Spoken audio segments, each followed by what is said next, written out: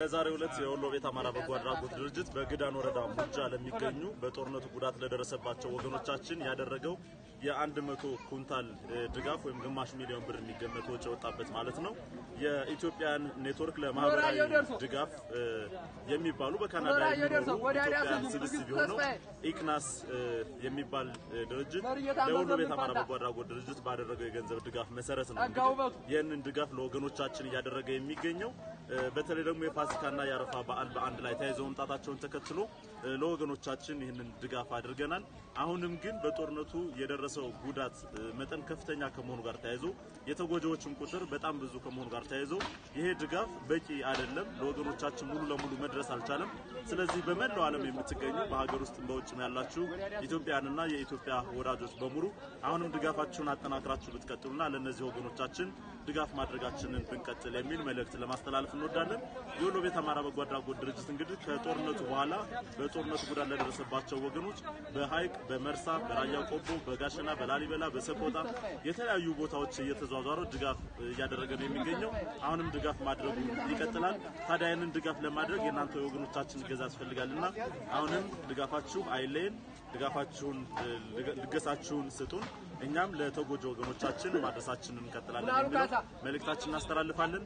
ለዚህ ድጋፍ ግን ከፍተኛ አስተዋጽኦ ያደረጉትን በካናዳ የሚኖሩ ኢትዮጵያውያንን በተለይ ደግሞ የኢትዮጵያ ካናዳውያን ለማህበራዊ ድጋፍ ትብብር ወይም ኢክናስን ከልብ እናመሰግናለን።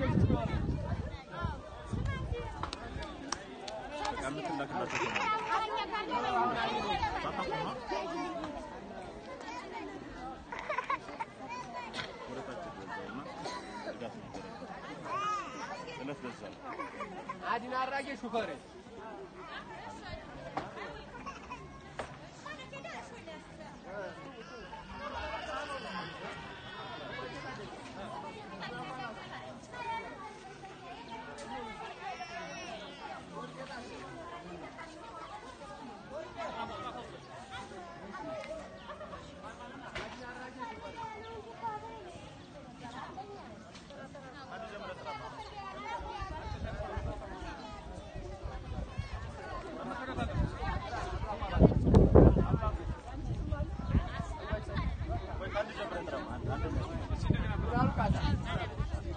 እንኳን ታደሰ አምላኩ አላተ አምላኩም የሶፋላ የለም በሁለት አገኘው አይደለም የብቻ ናቸው አቤት ብሎ ነው አቤት አምስት ማለት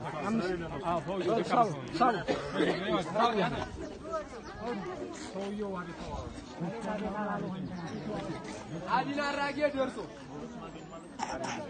ዘውዴ ፈንቴ በላይ ፈንቴ ንግድ ያባይ ነው ሰውዬው ጎረቤት ሰው ጎረቤት